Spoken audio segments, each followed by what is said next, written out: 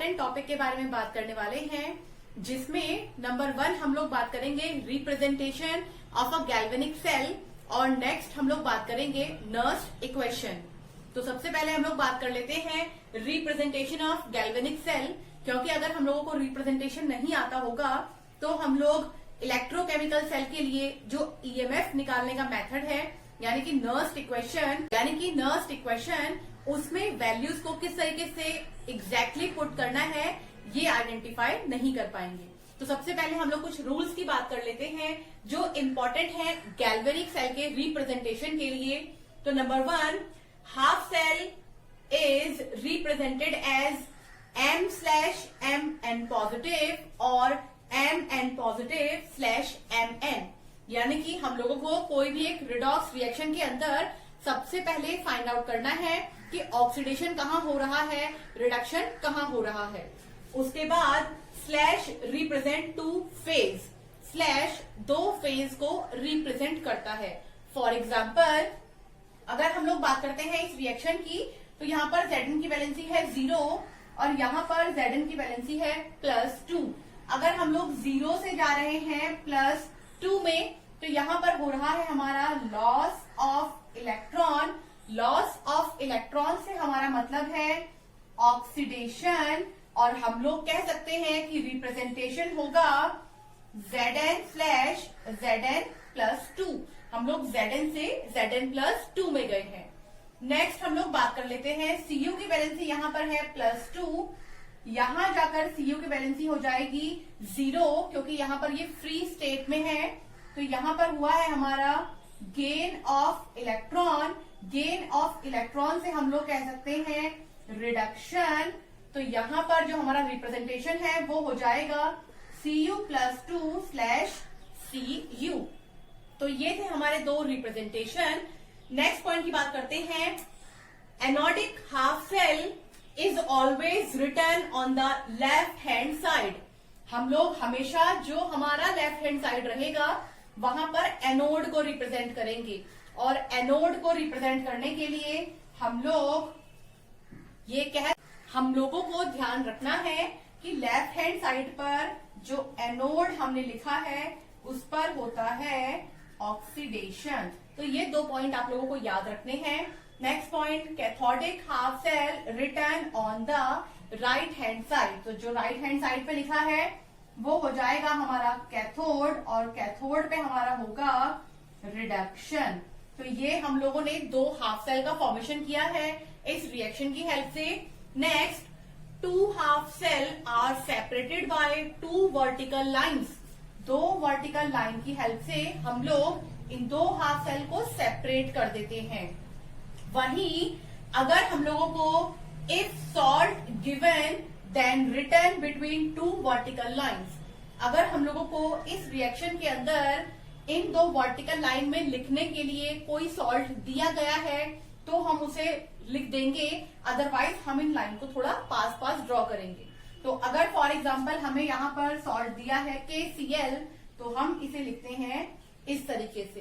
तो ये जो मैंने मिडिल में 2 वर्टिकल लाइन लिखी है इन्हें हम लोग बोल देते हैं सॉल्ट ब्रिज। ये हो जाता है हमारा एनोडिक साइड, ये हो जाता है हमारा कैथोडिक साइड, और जो मिड में लिखा है वो है हमारा सॉल्ट ब्रिज। और उसके अंदर अगर गिवन है कोई सॉल्ट, तो जो सॉल्ट गिवन है वो हम लोग as it is note down कर देंगे। ये रिप्रेजेंटेशन है हमारा गैल्वेनिक सेल का। अब इसमें हम लोग कुछ चीजों को और ऐड कर लेते हैं। अगर हमें यहाँ पर कोई कंसंट्रेशन गिवन है, फॉर एग्जाम्पल यहाँ हमें कंसंट्रेशन गिवन नहीं थी तो हम लोग अपने अकॉर्डिंग कंसंट्रेशन ले रहे हैं। अगर कंसंट्रेशन गिवन होगी तो हम लोग उन्हीं वैल्यू को पुट करेंगे। कंसंट्रेशन जनरली आयंस की होगी, जैसे कि अगर हम लोग यहाँ देखते हैं Zn/Zn+2, यहाँ +2 Zn जो है वो आयन है, हम इसके आगे लिख देते हैं 1 capital M। Concentration capital M यानी कि मोलर कंसंट्रेशन की फॉर्म में ही लिखी जाएगी। यहाँ अगर बात करते हैं तो Cu+2 ये है हमारा आयन, तो हम इसके आगे लिख देते हैं 1 कैपिटल M। तो ये कंसंट्रेशन हो जाएगी हमारी Cu+2 आयन की। तो ये कंप्लीट हमारा रिप्रेजेंटेशन था गैल्वेनिक सेल का। अब हम लोग बात कर लेते हैं नर्स्ट इक्वेशन की। अब हम लोग बात कर लेते हैं हमारी नर्स्ट इक्वेशन की, जिसमें हम लोग सबसे पहले फाइंड आउट कर लेते हैं ईएमएफ ऑफ अ सेल। हम लोग लिख सकते हैं E cell is equal to होता है E right minus E left. I hope आप लोगों को अभी समझ में आया है कि राइट एंड लेफ्ट क्या है। हम लोगों ने बात की थी लेफ्ट हैंड साइड हमेशा एनोड रहेगा, राइट हैंड साइड हमेशा कैथोड रहेगा। तो हम इसको लिख सकते हैं E cell is equal to E cathode minus E anode. और यही हम लोग फॉर्मूला यूज कर सकते हैं E naught cell is equal to E naught cathode minus E naught anode के लिए। अब हम लोग बात कर लेते हैं एक जनरल रिएक्शन की। फॉर एग्जाम्पल हमने Mn positive plus n electron देकर के बनाया है M के लिए रिएक्शन क्वोशिएंट की बात कर लेते हैं, जो कि होगा Q is equal to concentration of product upon concentration of reactant. यहां पर हम लोगों ने मेटल एंड मेटल के आयन को लिया है रिएक्शन क्वोशिएंट के लिए। अब हम लोग एक और रिएक्शन की बात कर लेते हैं। हम लोगों को पता है delta G is equal to delta G not plus में आर टी लोन क्यू होता है। वहीं अगर हम लोग बात करें इलेक्ट्रोकेमिकल सीरीज के एप्लीकेशन से, तो वहां से हमें पता है कि G इज इक्वल टू होता है माइनस का NFE, जहां पर N होता है number of transfer of electron, कितने इलेक्ट्रॉन्स का हम लोगों ने ट्रांसफर किया है किसी भी एक रिडॉक्स रिएक्शन में, यानी कि ऑक्सीडेशन में कितने इलेक्ट्रॉन लॉस हुए हैं, देन रिडक्शन में उतने ही इलेक्ट्रॉन गेन हुए हैं, वो हमारे रहेंगे N की वैल्यू। यहां पर F रहेगा फैराडे, E रहेगा यहां हमारा E सेल। तो ये वैल्यू जो है डेल्टा जी की, उसको हम लोग पुट कर लेते हैं इक्वेशन नंबर 1 के अंदर। ये बन जाएगा माइनस का NF E cell is equal to NF minus NF E not cell plus RT ln Q। पूरी इक्वेशन को अगर हम लोग डिवाइड कर लेते हैं NF से, तो ये इक्वेशन बनेगी minus E cell is equal to minus E not cell plus RT ln Q upon NF। यहां पर दोनों तरफ का अगर हम लोग माइनस कॉमन ले लेते हैं, तो ये इक्वेशन बनेगी E cell is equal to E not cell minus RT ln Q upon NF। यहां पर R की वैल्यू है हमारे पास 8.314 जूल पर केल्विन। यहां पर हमारे पास T रहेगा टेम्परेचर 298 केल्विन। यहां पर N जो रहेगा हमारा ट्रांसफर ऑफ इलेक्ट्रॉन होगा, वो हर इक्वेशन के लिए अलग अलग होगा, तो यहां पर हम उसकी वैल्यू नहीं लिख सकते हैं। और F रहेगा हमारा फैराडे, जिसकी वैल्यू होती है 965 ओम। तो ये हम लोग बात कर लेते हैं वैल्यूज को पुट करने की। तो ये हो जाएगा E cell is equal to E not cell minus ln Q को अगर हमें लॉग Q में कन्वर्ट करना है, मल्टीप्लाई करेंगे 2.303 मल्टीप्लाई बाय R की value 8.314 multiply by temperature 298 kelvin log Q divide by N multiply by 96500। अगर हम लोग यहां पर इन सारी वैल्यूज को सॉल्व कर लेते हैं, तो हमारे पास इक्वेशन बन के आएगी E cell is equal to E not cell minus 0.0591 divide by N। अब हम चाहें तो log Q की जगह पर वैल्यू को पुट कर सकते हैं। हमने यहाँ पर log Q की जगह पर वैल्यू पुट की थी इस रिएक्शन के लिए M अपॉन Mn पॉजिटिव।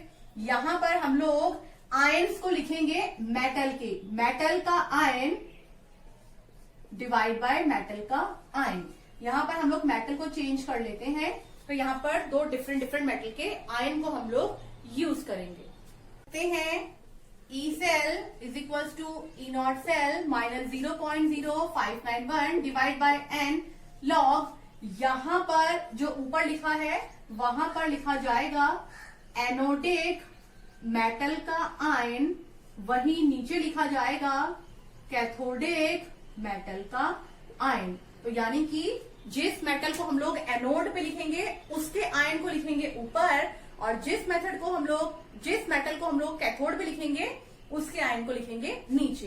तो ये थी हमारी नर्स्ट इक्वेशन।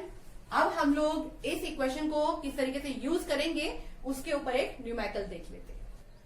अगर हम लोग बात करते हैं इस क्वेश्चन के लिए, तो हमें दिया है Ni/Ni2 positive 0.01 capital M salt bridge, Cu+2 0.1 capital M/Cu, E0 value हम लोगों को गिवन की है, ई सेल वैल्यू हम लोगों को गिवन की है यहाँ पर 0.59 वोल्ट, E0 Cu2 पॉजिटिव/Cu की वैल्यू गिवन की है 0.34 वोल्ट। हमें निकालना है यहाँ पर E0 Ni/Ni2 पॉजिटिव की वैल्यू। सबसे पहले हम लोग सेल रिप्रेजेंटेशन से इंफॉर्मेशन निकाल लेते हैं। हमारे लेफ्ट हैंड साइड रहेगी एनोड, एनोड मतलब ऑक्सीडेशन। यहां पर मैं आप लोगों को एक फॉर्मूला और याद करवाना चाहूंगी, LOAN, loan. Left hand side oxidation, anode always negative. ये फॉर्मूले से आप लोग कभी भी कहीं अगर रिएक्शंस को देखेंगे तो इजीली पहचान पाएंगे कि हम लोग कैसे आइडेंटिफाई करें कि एनोड कहाँ है, ऑक्सीडेशन कहाँ है और कौन सा चार्ज है। तो याद रखिएगा, left hand side oxidation, anode always negative. तो ये हो जाएगा एनोड ऑक्सीडेशन पर, तो इसका मतलब ये हो जाएगा हमारा कैथोड रिडक्शन पर। इससे हम लोग अगर चाहें तो हाफ सेल रिएक्शंस भी निकाल सकते हैं। Ni अगर 2 इलेक्ट्रॉन लॉस करेगा तो जाएगा Ni2 पॉजिटिव में, Cu2 पॉजिटिव 2 इलेक्ट्रॉन गेन करेगा तो जाएगा Cu में। यानी कि यहां से हमारी N की वैल्यू आ चुकी है 2। फॉर्मूला लिख लेते हैं, E cell is equal to E0।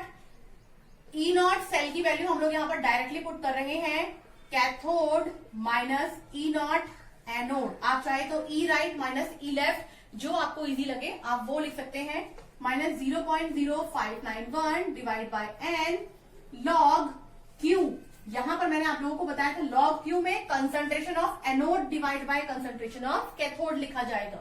Anode का आयन है Ni2 पॉजिटिव, हम डायरेक्टली वैल्यू पुट कर रहे हैं Ni2 positive, divide by cathode का आयन है Cu2 पॉजिटिव, वैल्यू पुट कर रहे हैं Cu+2।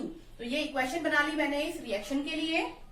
वैल्यू पुट करते हैं, वैल्यू दी है हमें ई सेल की 0.59 is equal to E cathode की वैल्यू हम लोगों को गिवन की है 0.34 माइनस ई एनोड की वैल्यू हम लोगों को निकालनी है माइनस 0.0591 डिवाइड बाय एन की जगह पे हमने वैल्यू पुट की है 2 लॉग Ni2 पॉजिटिव की वैल्यू हमें गिवन की है 0.01 capital M divide by copper की वैलेंसी दी है 0.1। यहां से सॉल्व करते हैं तो ये बन जाएगा हमारा 1/10। इसको सॉल्व कर लेते हैं तो ये हो जाएगा 0.59। हम लोग ये सारी वैल्यूज को एक तरफ लेके जाते हैं, E0 A is equal to लेके जाएंगे तो 0.34 माइनस 0.0591 डिवाइड बाय 2 लॉग 1 की वैल्यू हो जाती है 0 और लॉग 10 की वैल्यू होती है 1। तो ये ओवरऑल इक्वेशन लॉग के लिए हो जाएगी 1। तो यहां पर हम लोग इस वैल्यू में से माइनस कर लेते हैं 0.59 को। ये पूरी वैल्यू को अगर हम लोग सॉल्व करते हैं तो E0 एनोड यानी कि Ni/Ni2 पॉजिटिव की वैल्यू हमारे पास निकल के आएगी माइनस 0.2004 वोल्ट। तो ये हो जाएगा हमारा E0 एनोड की वैल्यू माइनस 0.2004। आगे आने वाली वीडियोस में हम लोग बोर्ड के एग्जाम्स के रिगार्डिंग और हमारे कॉम्पिटेटिव एग्जाम्स के रिगार्डिंग कुछ और इम्पोर्टेंट टॉपिक्स के बारे में बात करेंगे। आज के लिए इतना ही, थैंक यू।